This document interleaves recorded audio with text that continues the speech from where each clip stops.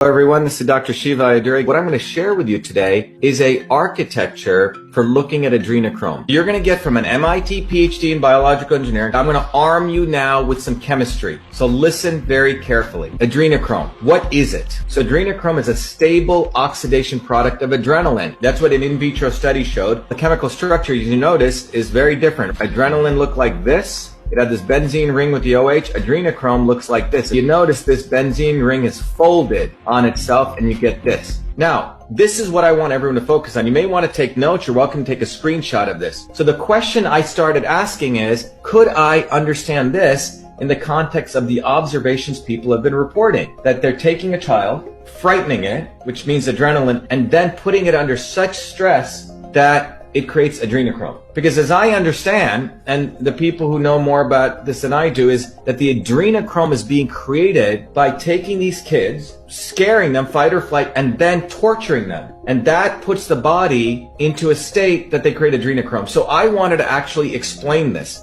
And I believe I have probably the first explanation of how this is going on at the molecular systems level. You won't get this, by the way, from Joe Kennedy or Robbie Kennedy or Hillary Clinton. Hillary Clinton may actually know about this. What's going on here? Adrenaline. When we did our systems analysis of the research, adrenaline is released in response to a stressful, exciting, dangerous, or threatening situation. So here is the bobcat chasing that mouse. It hasn't caught him yet, but it's chasing it. This is when that mouse, let's say, I don't know what they're potentially doing to these kids. If they're scaring those kids and chasing them around, scaring the hell out of them, it's like the bobcat chasing the mice. And this starts producing adrenaline. It's increased synthesis of adrenaline. And there's enough papers saying adrenaline responds to stress. So we know under that kind of stress, adrenaline is created. Now, what I found fascinating as I did research since people wrote to me is that oxidative stress, which is different than this kind of stress, is highly correlated with anxiety. Anxiety causes accumulation of reactive oxygen species such as O2-. So this was one paper that came out which says oxidative stress and anxiety. This was a role of oxidative stress and anxiety disorder. So let me tell you what this is like. To put it simply, you need stress and anxiety to create adrenochrome. If you're going to do this to an animal, be it a child or lab rat, you have to put it under extreme stress and anxiety. And that's what we're talking about. With just stress, you don't get it. You got to have both. So this is what I would call extreme torture. Because if you just have stress, you're not going to get adrenochrome. You have to have the stress and the anxiety. Everyone getting this? Everyone clear on this? So this is the example I'd like you to do. The lion is chasing the zebra. That's probably when adrenaline is being released. It hasn't got him yet. It's chasing him. But what about when this incident is occurring? This is when you're torturing the animal. You got it. This is the anxiety. So this will release adrenaline. In my theory, this releases a superoxide, which is the reactive oxygen species. So you need this and this. You need this and this. If you're just chasing it around, you get adrenaline. So if we want to put it in perspective, you need the stress and the anxiety to get this. So you need both of this taking place. They're probably torturing whoever they're doing this to. This is sort of torture. Now, at least in the animal world, they probably do this quickly and get it over with. But if you assume you torture it more, you're going to get more of this species, more of this,